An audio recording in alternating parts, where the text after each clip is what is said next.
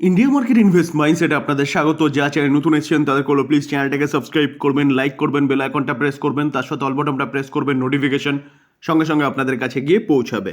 Nifty fifty, দেখুন Nifty ফিফটিকে দেখলে দেখা যাবে নিফটির লাস্ট ট্রেডিং সেশনে একটা নেগেটিভ ক্লোজ দিয়েছে। লাস্ট 5 দিনে দেখলে দেখা যাবে নিফটি কিন্তু ফ্ল্যাট টাইপ পারফরমেন্স দেখিয়েছে, অর্থাৎ তেমন একটা গিরাবট কিন্তু নিফটি দেখায়নি, যেখানে নিফটি 23,500কে হোল্ড করছে। লাস্ট ফ্রাইডেতে আমরা দেখেছিলাম ডাউ প্রায় 2.5% মতন একটা ডাউন সাইড মুভমেন্ট দেখিয়েছে ইউএসের মার্কেটে। আর ন্যাসড্যাককে দেখতে দেখা যাবে দেখুন 3.5% মতন একটা ডাউন সাইড মুভমেন্ট দেখিয়েছে। আমরা যদি দেখি তাহলে লাস্ট 5 দিনের ন্যাসড্যাক 4% মতন পড়েছে। লাস্ট 1 মাসে দেখলে দেখা যাবে ন্যাসড্যাক 8% মতন পড়েছে। লাস্ট 6 মাসে যদি দেখি তাহলে দেখলে দেখা যাবে 4.5%, 5.5% মতন পড়েছে। এবং হাই থেকে যদি আমরা ক্যালকুলেশন করি তাহলে 13 থেকে 14% কিন্তু ন্যাসড্যাক ডাউনে রয়েছে। তো স্যার ইউএসের মার্কেট পড়ছে কেন? ইউএসের মার্কেট পড়ছে ডোনাল্ড ট্রাম্পের জন্য, যেখানে ডোনাল্ড ট্রাম্প একের পর এক ট্যারিফের কথা বলছে, পদক্ষেপ নিচ্ছে, এবং ইউএসের মার্কেটও কিন্তু পড়ছে। তো সবচেয়ে বড় ইম্পর্টেন্ট ডে হচ্ছে 2 এপ্রিল। কেন? কারণ 2 এপ্রিলে Donald Trump reciprocal tariff impose করতে চলেছে। কবে? 2 এপ্রিল। তো মার্কেট কিন্তু সেটাকে নিয়ে এখন ভীত। শুধু ইন্ডিয়ান মার্কেট নয়, ইউএসের মার্কেট। কারণ কারণ রেসিপ্রোকাল ট্যারিফ আরোপ করা মানে কিন্তু তাদের দেশের ইনফ্লেশনও বাড়া। অলরেডি আমরা দেখেছি যে তাদের দেশের ইনফ্লেশন কিন্তু বাড়তে শুরু করেছে। নিফটি অটোকে দেখলে দেখা যাবে দেখুন নিফটি অটো লাস্ট ট্রেডিং সেশনে 1% মতন পড়েছে। নিফটি অটো লাস্ট 5 দিনে দেখলে দেখা যাবে 2.5%-এর কাছাকাছি পড়েছে।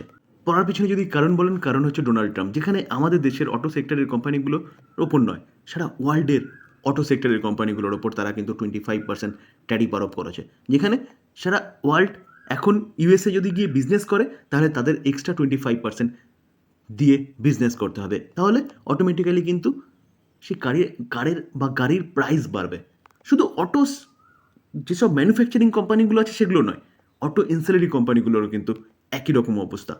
যেখানে আমাদের দেশের সাথে ওয়ার্ল্ডের বড় বড় কোম্পানি, অটো এনসিলারি কোম্পানিগুলো কি করে, অটো পার্টস প্রোভাইড করে ইউএসের বড় বড় কোম্পানিকে, টেসলা বলুন কি বিএমডাব্লিউ বলুন। তো এখন তাদেরকেও কিন্তু 25% এক্সট্রা দিয়ে হচ্ছে অটো এনসিলারি পার্টস কিনতে হবে। তো এই জায়গায় দাঁড়িয়ে কিন্তু আরেকটা প্রবলেম শুরু হয়েছে, যে ডোনাল্ড ট্রাম্প তাদের দেশের যে কার মেকার কোম্পানিগুলো আছে তাদেরকে বলে রেখেছে যে কি অ্যাডভান্টেজ নিতে পারবে না, তারা প্রাইস হাইক করতে পারবে না। তো এই জায়গায় দাঁড়িয়ে কিন্তু তাদের দেশের অটো কোম্পানি বা অটো সেক্টরের সাথে কিন্তু এখন মনোমালিন্য দেখা যাচ্ছে প্রেসিডেন্ট ট্রাম্পের। কারণ কারণ অবভিয়াসলি যখন তাদের বেশি দামে এক্সট্রা 25% দিয়ে যখন অটো এনসিলারি পার্টস কিনতে হবে, তখন তাদের প্রাইস হাইক করতে হবে, কিন্তু তারা করতে পারবে না। তো এই জায়গায়ও কিন্তু একটা আনসার্টেনিটি রয়েছে। আমাদের দেশের আইটি কোম্পানিগুলো, ইনফোসিস দেখলে দেখা যাবে লাস্ট ট্রেডিং সেশনে 2% মতন পড়েছে, এবং লাস্ট 5 দিনে দেখলে দেখা যাবে কোম্পানিটা 1% মতন পড়েছে দেখাচ্ছে, কিন্তু হাই থেকে যদি আমরা ক্যালকুলেশন করি দেখলে দেখা যাবে প্রায় 4% মতন পড়েছে হাই থেকে।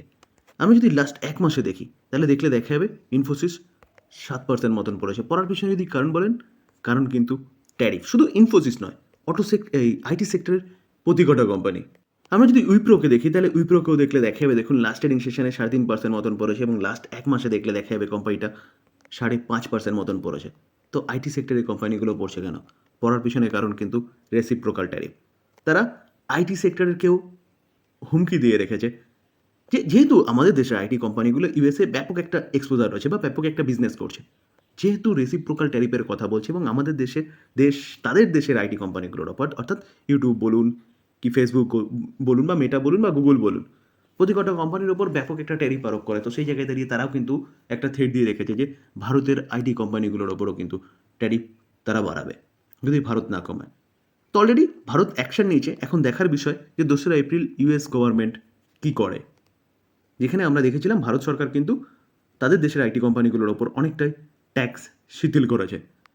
তো 2 এপ্রিল আইটি সেক্টরের কোম্পানিগুলো আপনি কিন্তু রাডারে রাখতে পারেন। তো অলরেডি আমরা দেখেছি যে তারা অটো সেক্টরের ওপর 25% ট্যারিফ আরোপ। তার পাশাপাশি এখন তিনি নেক্সট বলছে গিয়ে কি, নেক্সট বলছে যে ফার্মার ওপর তারা ট্যারিফ আনতে চলেছে খুব তাড়াতাড়ি। প্রথম অ্যালুমিনিয়াম এবং স্টিল, এবং তারপরে অটো সেক্টর, তারপরে তারপরে হচ্ছে ফার্মা। তো আমাদের দেশের ফার্মা কোম্পানিগুলো কিন্তু ব্যাপক একটা এক্সপোজার রাখে ইউএসএ। তো সেই জায়গায় দাঁড়িয়ে স্যার যদি ডোনাল্ড ট্রাম্প তার কথা অনুযায়ী কাজ করে, দেখুন president Donald Trump announce upcoming tariff on pharmaceutical industry. যদি ফার্মাসিউটিক্যাল ইন্ডাস্ট্রির ওপর যদি তারা ট্যারিফ আরোপ করে, তাহলে কিন্তু আমাদের দেশের ফার্মা কোম্পানিগুলোও কিন্তু অনেকটাই ক্ষতিগ্রস্ত হবে। কারণ ব্যাপক একটা এক্সপোজার কিন্তু আমাদের দেশের কোম্পানিগুলো ইউএসএ রাখে, ফার্মা কোম্পানিগুলো। তো সেই জায়গায় দাঁড়িয়ে স্যার ফার্মা কোম্পানিগুলো কিন্তু নেক্সট উইকে বলতে পারেন একটা ডাউনসাইড মুভমেন্ট দেখাতে পারে মেবি। অলরেডি কানাডা 2রা এপ্রিলের কথা মাথায় রেখে কিন্তু ট্রাম্পকে থ্রেট দিয়েছে বলতে পারেন। চাইনার পরে বলতে পারেন কানাডায় এত বড় কথা বলেছে, যেখানে 2রা এপ্রিল যে তারা রেসিপ্রোকাল ট্যারিফের কথা বলছে বা লাগানোর কথা বলছে, রেসিপ্রোকাল ট্যারিফকে ইউএস, তার এগেনস্টে কানাডা বলছে কি তারাও রিটেলাইজেশন ট্যারিফ করতে পারে ইউএসের এগেনস্টে। তো সেই জায়গায় দাঁড়িয়ে স্যার সবশেষে বলতে পারেন যে এই যে ট্যারিফ যে যুদ্ধ, তার পরিস্থিতি কিন্তু পরবর্তীকালে খারাপ হতে চলেছে, যেখানে কানাডা এবং মেক্সিকো ইউএসের ব্যাপক বড় বা হেভি ট্রেড পার্টনার। তো সেই জায়গায় দাঁড়িয়ে স্যার কানাডাও কিন্তু উল্টো ট্রাম্পকে থ্রেট দিয়ে রেখেছে 2রা এপ্রিলের জন্যে। এখন দেখার বিষয় যে 2রা এপ্রিলে কি হয়। ট্রাম্প 2রা এপ্রিলটাকে আরও বাড়িয়ে হয়তো নতুন কোনো ডেট বলতে পারে রেসিপ্রোকাল ট্যারিফের কথা, দেখার বিষয়। যেখানে শুধু ইন্ডিয়ান মার্কেট নয়, শুধু ইউএসের মার্কেট নয়, সারা ওয়ার্ল্ড কিন্তু এখন আনসার্টেনিটিতে ভুগছে এই ট্যারিফকে নিয়ে। স্যার আজকে 30 তারিখ, গতকাল 31 তারিখ ঈদের জন্য মার্কেট ছুটি, 1 এপ্রিল টুয়েসডে। তো এপ্রিল মাস শুরু হয় মানে কিন্তু স্যার বলতে পারেন যে Q4 রেজাল্টের সিজন শুরু। জানুয়ারি, ফেব্রুয়ারি, মার্চ এই Q4 কোম্পানিগুলো কীরকম পারফরমেন্স করেছে তার রেজাল্ট কিন্তু আসতে চলেছে, যেখানে শুধু রেজাল্ট নয় তার সাথে কিন্তু বোনাস বলুন, স্প্লিট বলুন, ডিভিডেন্ড বলুন, এই সময় বেশি হয়। কারণ একটা অর্থবর্ষ শেষ হয়েছে, FY26 চালু হতে চলেছে। তো এই সময় কিন্তু রেজাল্টের সাথে সাথে ম্যাক্সিমাম কোম্পানিগুলো ডিভিডেন্ড বলুন, বোনাস বলুন, স্প্লিট বলুন, এইসব এক্সট্রা ডিশেস নিয়ে আসে। তো সেই জায়গায় দাঁড়িয়ে স্যার আমাদের পোর্টফোলিওতে কোন কোন কোম্পানিগুলো আছে এবং তাদের রেজাল্ট কী আছে এবং তার সাথে কোম্পানি কী কর্পোরেট অ্যাকশানগুলো দিচ্ছে সেগুলো কিন্তু আমাদের অবশ্যই জানা দরকার। তো চলুন দেখে নিই যে কতগুলো মেজর কোম্পানি যেগুলো অ্যানাউন্সমেন্ট করেছে কবে কবে তারা রেজাল্ট ডিক্লেয়ার করতে পারে, কারণ এটা কিন্তু আমাদের অবশ্যই সবার জানা দরকার আমাদের পোর্টফোলিওর কোম্পানিগুলো কীরকম Q4 রেজাল্ট করেছে এবং বোর্ড কীরকম গাইডলাইন্স দিচ্ছে ভবিষ্যতের ক্ষেত্রে। আপাতত প্রথম যদি দেখেন তাহলে 10 তারিখ আনন্দ রাথি, একটা ব্রোকিং হাউস, তারা কিন্তু তাদের Q4 রেজাল্ট জানাতে চলেছে। তারপরে 10 তারিখে কী আছে, TCS, GMB 15 তারিখ, ICICI তারাও কিন্তু 15 তারিখ রেজাল্ট, ICICI প্রু তারাও 15 তারিখ রেজাল্ট জানাবে। অ্যাঞ্জেল ওয়ান আরেকটা ব্রোকিং সংস্থা, সেখানে 16 তারিখ রেজাল্ট জানাবে। তবে বলে রাখি যে TCS Q4 রেজাল্টের সাথে সাথে কিন্তু ডিভিডেন্ডও জানাবে বা ডিভিডেন্ডও দিতে পারে, সেরকমই কিন্তু জানিয়েছে board. 17 April HDFC AMC result declare করবে। 17 এপ্রিল আরেকটা দিগ্গজ IT company Infosys result declare করবে। তার সাথে সাথে HDFC 19 তারিখ, HDFC ব্যাঙ্ক, HCL টেক 22 তারিখ, থার্ড লার্জেস্ট আইটি কোম্পানি, তারা কিন্তু রেজাল্ট দেবে। তো HDFC ব্যাঙ্ক এবং HCL টেক এরা দুজনে কিন্তু ডিভিডেন্ড ডিক্লেয়ার করবে। তার সাথে ইনফোসিসও কিন্তু ডিভিডেন্ড দিতে চলেছে।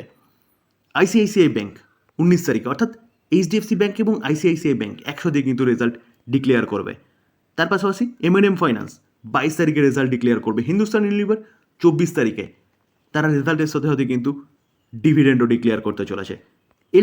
LTTS তারাও কিন্তু 24 তারিখে রেজাল্ট ডিক্লেয়ার করবে, ডিভিডেন্ডও দিতে চলেছে। এমফোসিস 24 তারিখে, নেসলে 24 তারিখে, অতুল 25 তারিখে রেজাল্ট ডিক্লেয়ার করবে, পুনাওয়ালা 25 তারিখে রেজাল্ট ডিক্লেয়ার করবে, IDFC ফার্স্ট ব্যাঙ্ক 26 তারিখে রেজাল্ট ডিক্লেয়ার করবে, ইন্ডিয়া সিমেন্ট 26 তারিখে রেজাল্ট ডিক্লেয়ার করবে।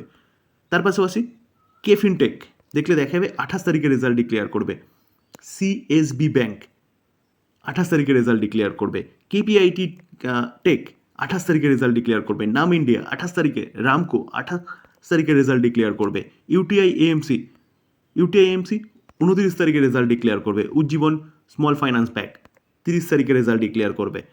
কোফর্জ 5ই মে রেজাল্ট ডিক্লেয়ার করবে। তার সাথে সাথে দেখলে দেখা যাবে যে ডাবার 7 তারিখে রেজাল্ট ডিক্লেয়ার করবে, এশিয়ান পেন 8 তারিখে রেজাল্ট ডিক্লেয়ার করবে, ডক্টর রেড্ডিজ 9 তারিখে অর্থাৎ 9 মে রেজাল্ট ডিক্লেয়ার করবে। তার পাশাপাশি দেখলে দেখা যাবে MFSL অর্থাৎ মতিলাল ওসওয়াল কত 13 তারিখে রেজাল্ট ডিক্লেয়ার করবে। তার পাশাপাশি দেখলে দেখা যাবে দেখুন হিন্ডালকো 20 তারিখে অর্থাৎ 20 মে রেজাল্ট ডিক্লেয়ার করবে, JSW স্টিল 23 মে রেজাল্ট ডিক্লেয়ার করবে, জিলেট 26 মে রেজাল্ট ডিক্লেয়ার করবে। তো স্যার এই হচ্ছে মেজর কোম্পানিগুলো কিন্তু কোয়ার্টার ফোরের রেজাল্ট ডিক্লেয়ার করবে। তো কোয়ার্টার ফোরের রেজাল্টের সিজন 1 এপ্রিল থেকে কিন্তু কাউন্টডাউন শুরু হয়ে গেছে। তো এই ছিল আলোচনা। যদি আলোচনা ভালো লাগে, যে আছে নতুন এসেছেন তাদেরগুলো প্লিজ চ্যানেলটাকে সাবস্ক্রাইব করবেন, লাইক করবেন, বেল আইকনটা প্রেস করবেন, তার সাথে অল বাটনটা প্রেস করবেন, নোটিফিকেশন সঙ্গে সঙ্গে আপনাদের কাছে গিয়ে পৌঁছাবে। থ্যাংক ইউ, ভালো থাকবেন।